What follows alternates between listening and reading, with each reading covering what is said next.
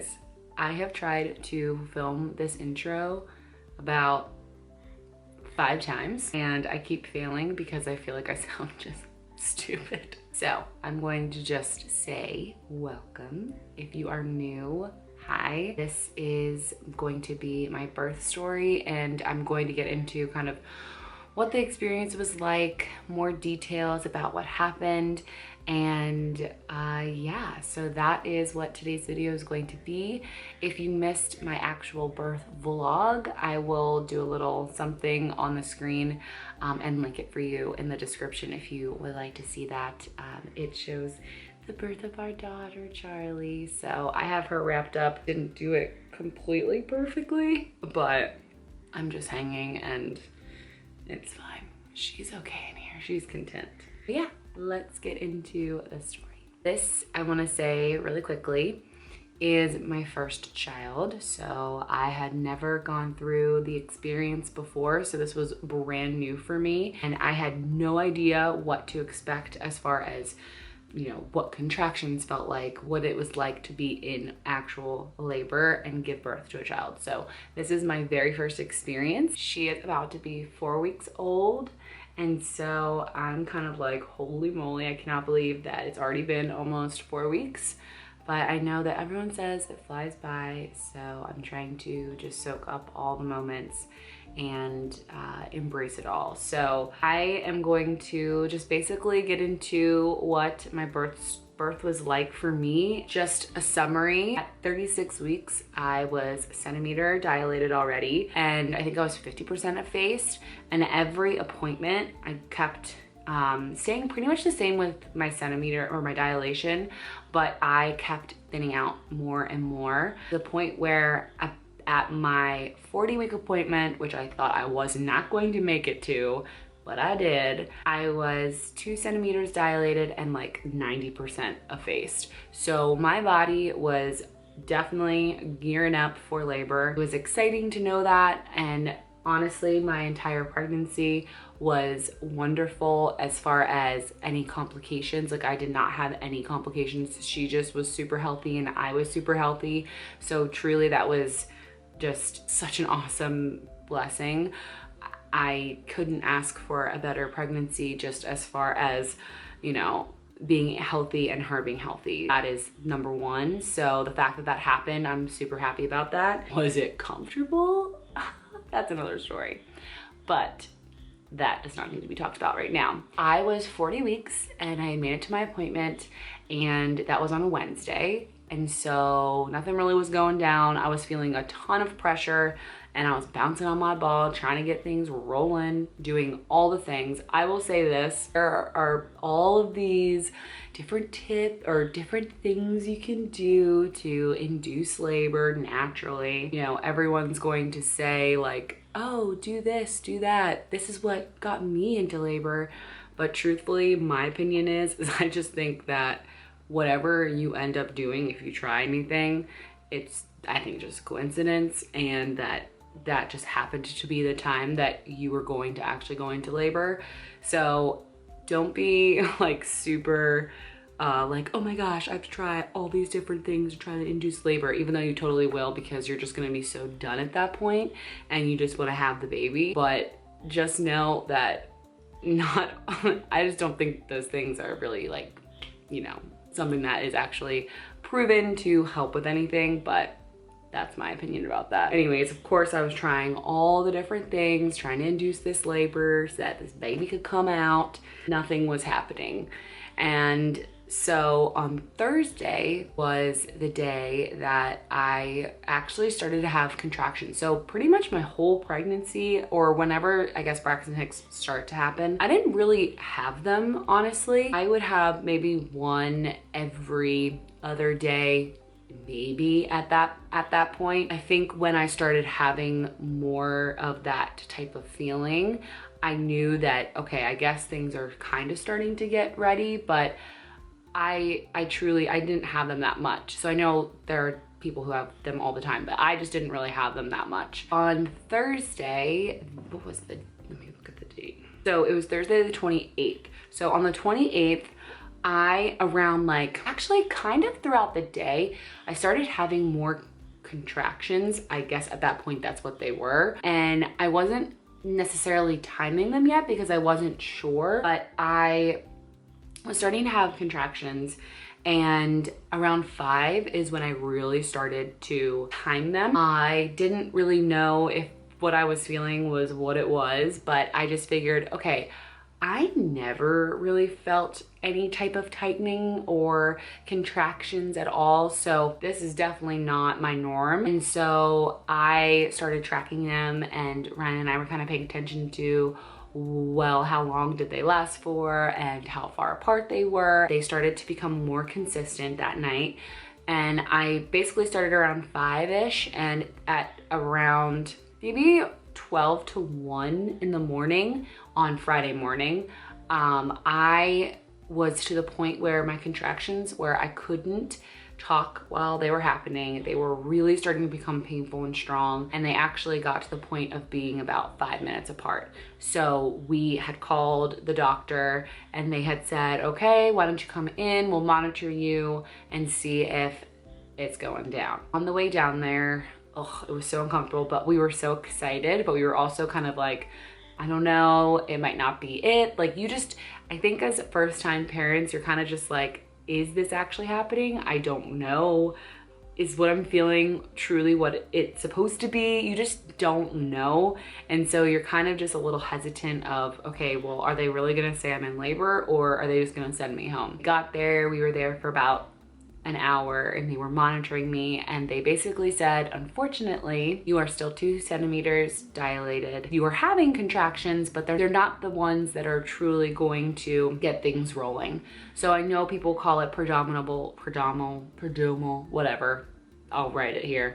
Labor, AKA false labor, which I hate that term, false labor, because it makes you feel like what you were just feeling wasn't real, when in fact it really is labor. It's just, unfortunately, those contractions aren't the ones that will get things going. It does mean that I was on the right track at that point, but I will tell you, when they were like, you can either walk around for an hour or go home and see what happens, it was so upsetting to me. I just wanted, I just was like, holding on to the hope that, oh my gosh, I can finally meet her, like it's gonna happen.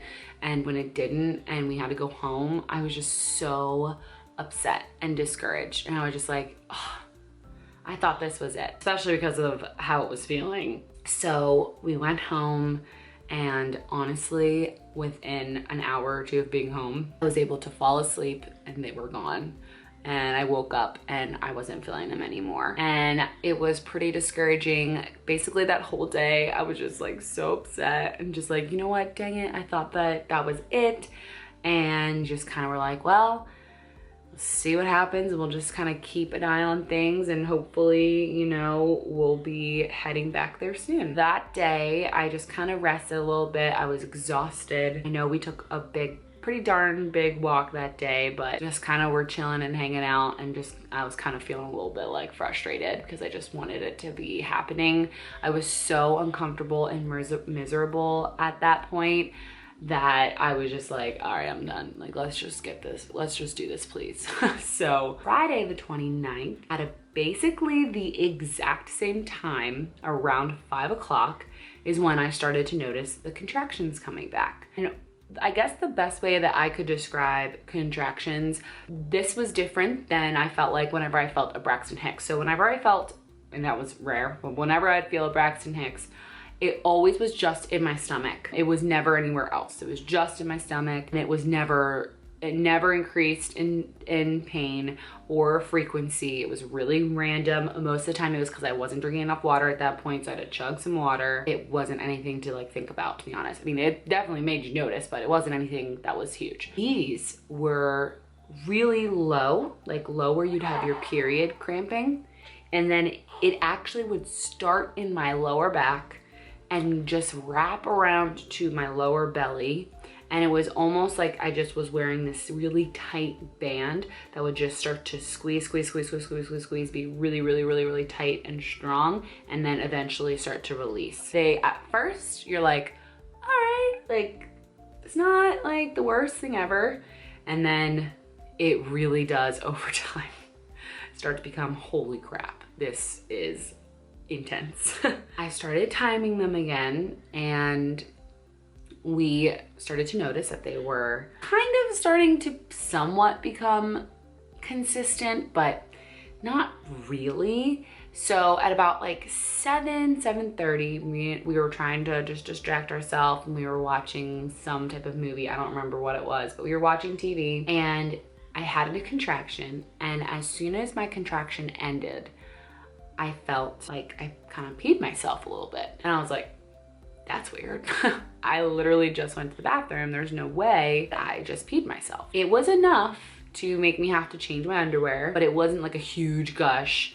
So I was not sure if it was my water or not. I got up and I changed my underwear, and previously, like a week or two ago, really quickly, I had thought that I was starting to leak, which I think I was. But sometimes they can be really slow leaking, and then at other times it can be like a full-on gush that you think of like from the movies. I had thought that I had broken my water like a week or so ago at that point, and the doctor recommended me to put on like a pad, and if I filled the pad within an hour, then that most likely was my water. So just kind of see what was happening. We remembered that. And so when I felt that the first time around 7, Ryan was like, well, why don't you put on a pad and see if you start to fill it up within the hour. And if you do, then we need to probably call, because it's probably your fluid. And so I put on a pad. For the next 2 hours, I had, with every contraction, now again, they weren't super consistent at this point,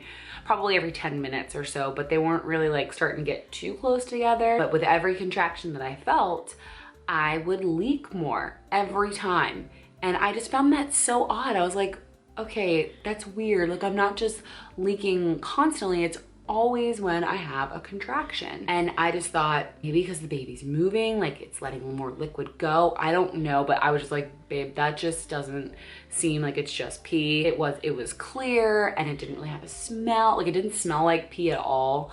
And so and then at that point, my pad had filled up. We had called the doctors, we told them what happened, and they were like, all right, well, come on down, let's monitor you, let's check to see if it's actually your fluid or not. We got everything ready and put it in the car, you know, all that good stuff. We were on our way down. I was so frustrated because as soon as I got into the car and we were actually on our way to the hospital, I had like maybe 1 contraction and I wasn't leaking anymore. And I was just like, are you kidding me right now? I don't want to be the couple that comes in the next night and then gets sent home again. Like, I was just so frustrated. I was like, are you kidding me? Oh my gosh. Like, I wanted it to be legit, and they just stopped at basically. And I was like, I was so frustrated. So we get there and we're just like, basically, not gonna lie, just like so like nonchalant, like it's probably not my fluid.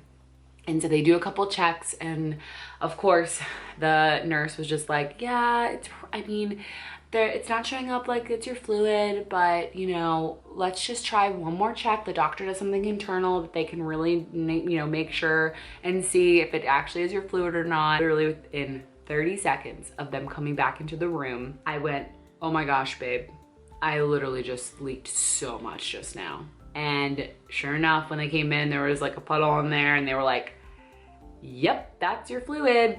You're not going anywhere. You guys are having this baby. We were so excited because it was just like validation, number 1, that it really actually was happening. And then number 2, that we were not leaving without her. So we were so excited. Also then immediately, at least for me, terrified. They said they were gonna move us into our room. And then I feel like it was like around 11 that we finally got into our room, maybe 11:30, and then I was in the process of just getting my IV and fluids. What they did is because my contractions weren't consistent enough, like they were happening, but they just weren't showing like they were picking up yet.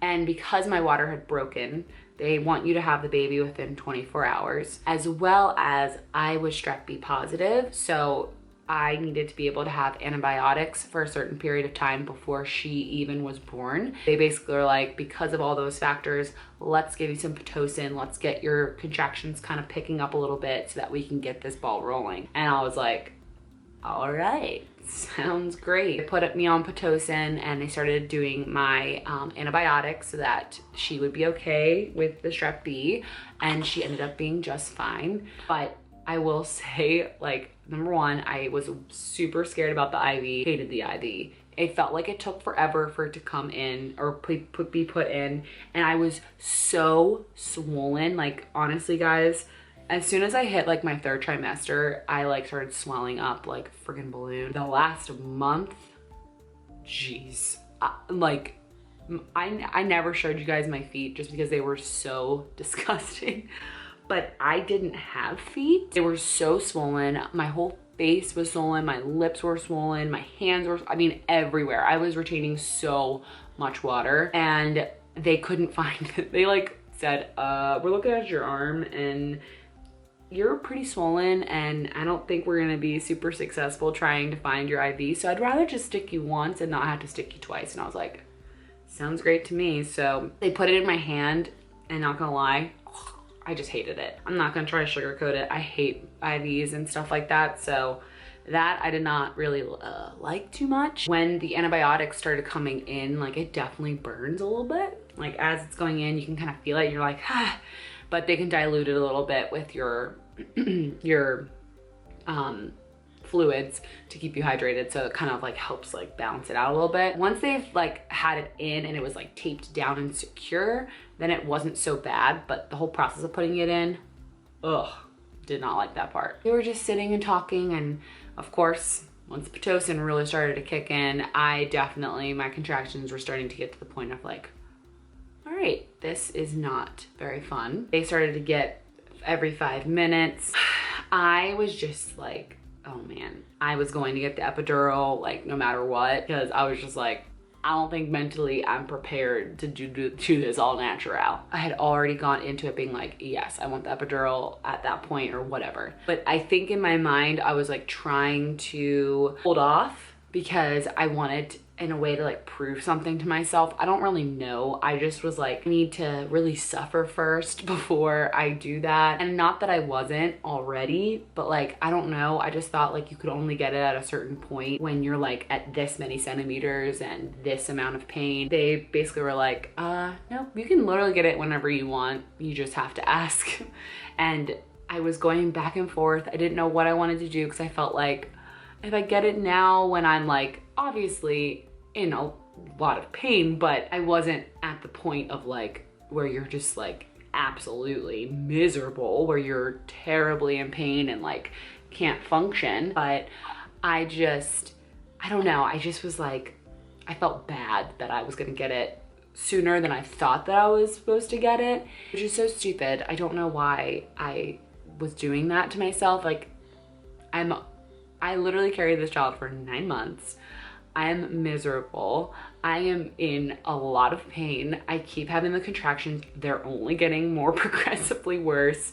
Like I'm gonna get the epidural. And the anesthesiologist was coming around anyway at that time when I was like going back and forth of what to do. And they were like, they're walking around, like they're literally right here. Do you want them to do it? And I was just like, yes, let's just do it. And I know that a lot of people like to try to not do it with an epidural, or they like to hold off on it or what have you. But I will say, looking back on it, I was very thankful that I got it when I did, because the Pitocin really worked well for me. I really was starting to progress and they were starting to get pretty intense. Not long after I had gotten it, like I might not have felt the actual contractions, but like you could tell that I was just starting to get closer and closer and closer together, and just I was thankful that I got it when I did. The epidural was probably one of my most feared parts of labor. I was probably scared of that the most because I I mean, it's terrifying to think about. So I will say that it looks scary. The numbing shot is probably the worst part. Not probably, it is the worst part. But once I was numb, I didn't feel pain. You can feel like them putting like the stuff in your back, and like it feels pressure, but it doesn't hurt. It is 100% worth it because I feel like it really made my experience just a little less painful. Not a little, a lot less painful. That to me was worth it. It honestly feels like once it's in, kind of like you have a bruise on your back and at first, and then once the medicine really starts to kick in, you definitely do not feel that in your back anymore. I didn't feel my contractions on my stomach or my lower back anymore. I definitely could still feel my feet though, and I could like on the bed, like I could move them and like maneuver them. I wasn't completely all the way there. I still needed assistance if I had to like move from one side to the other, but I was pretty like, I could, if you touched my leg, I could feel you touching my leg. But I felt relief. For the first time in like 9 months, I felt not pregnant for a second. My hips didn't kill me anymore. I just felt like, oh my gosh, after all of those, you know, feeling all the contractions and everything, like being in labor and finally feeling some relief, you're just like, oh my gosh. From that moment, now I can't remember what time it was at. I think it was like around 2 in the morning that I got that. What they had done after I had my epidural was they wanted me to start using the peanut. It's like this ball, it's like the same material as like an exercise ball or like a birthing ball, but it's in the shape of like a peanut. You put it in between your legs in a certain position to help kind of open up your pelvis and open up everything, basically to help kind of start your body to want to dilate. I would rotate from one side to the other for a little bit. This, unfortunately, I was not able to sleep at all. Number one, because I was super like amped up.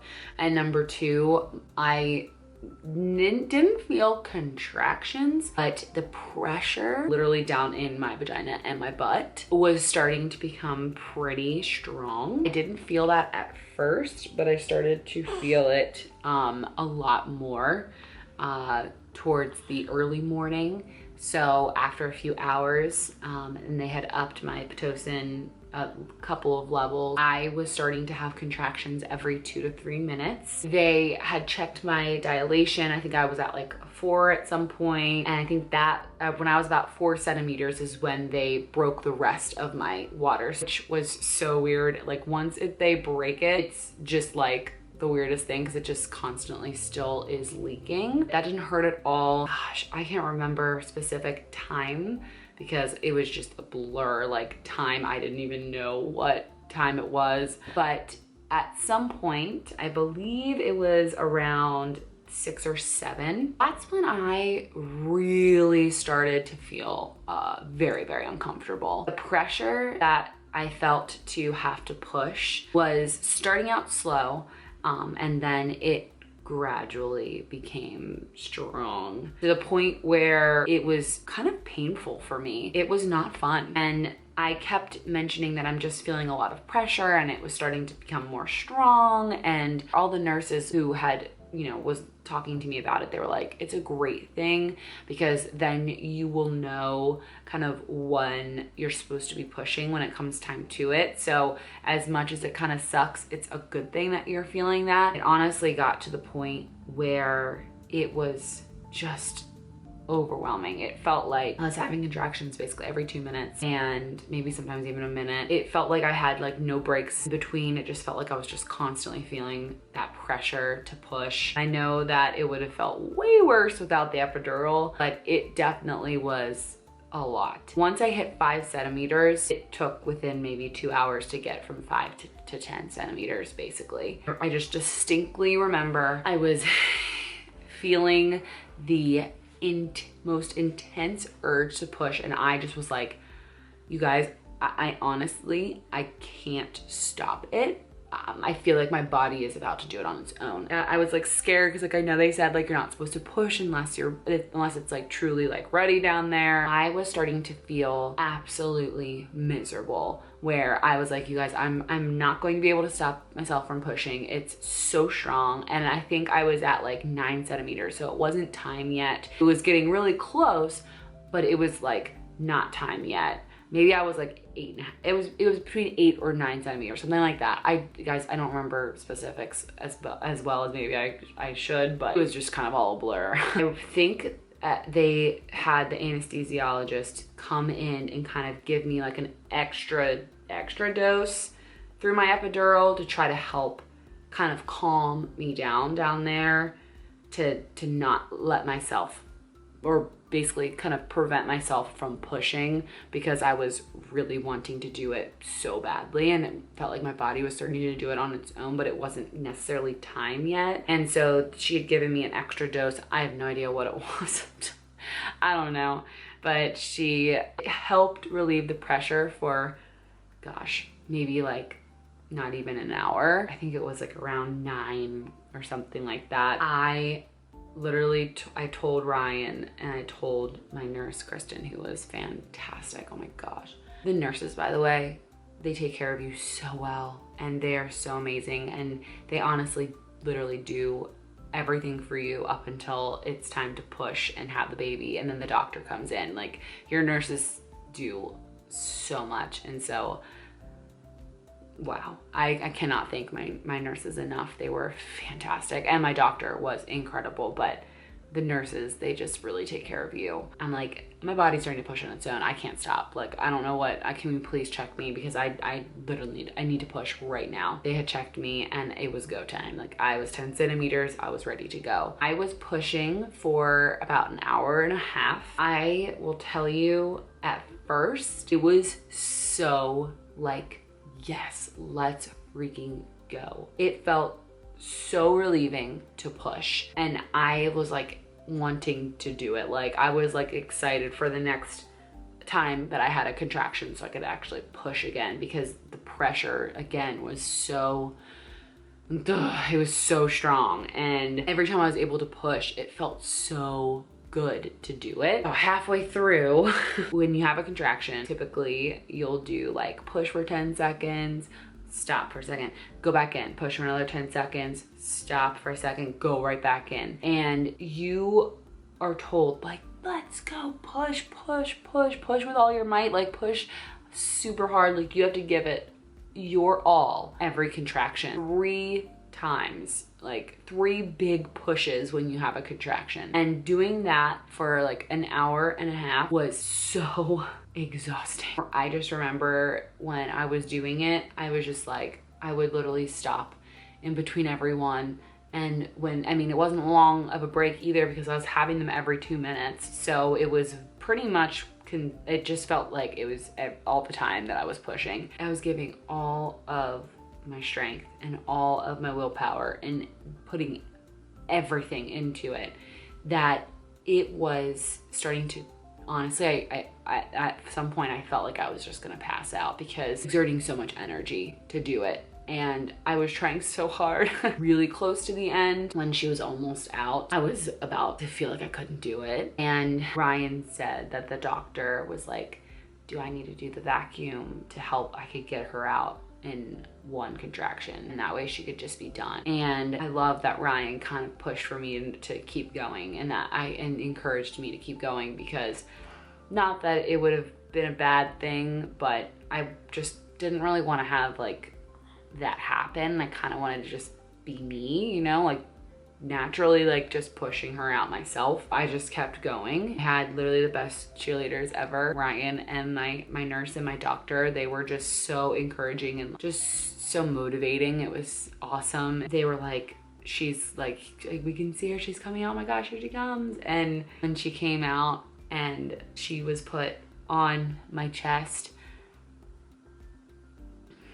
it was the most incredible and amazing thing in the entire world. And I knew that my heart was not prepared for what was going to happen to it. It just like grows like 10,000 sizes you just finally are able to see them and meet them, feel them and hold them, and you're just like, I cannot believe that you're real. It's such a miracle. It's so beautiful. And to hear them cry and to look at them and just kiss them, it's just like, it is the most incredible, beautiful thing. But I will say that I think my epidural was starting to wear off towards the end, because I totally felt everything down there. Doctor kind of being there and trying to like help get it out. The whole ring of fire thing, like I totally felt that. And then when she was out already and on me and being checked and everything, like I felt her trying to stitch me up and all that. My head was like, oh my gosh, I can feel everything. Like, please, like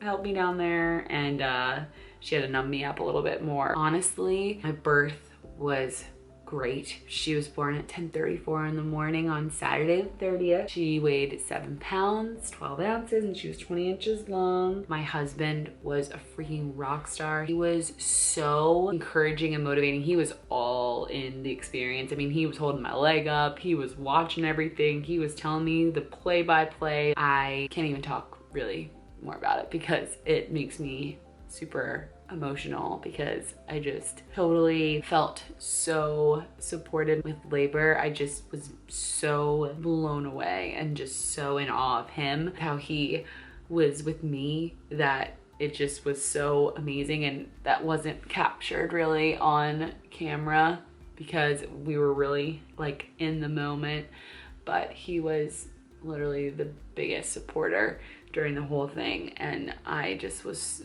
so lucky to have him in there. So if you are a first-time mom and you are pregnant or you're about to be having your child, I am just so excited for you, and I wish you nothing but the best of just having a healthy baby and a healthy delivery. That is my birth story. I know it was probably a lot over the place. It was just overall a great experience. There's my little Charlie girl.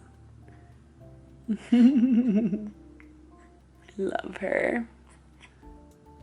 There she is. Oh, and now I've woken up. Now I've made her mad.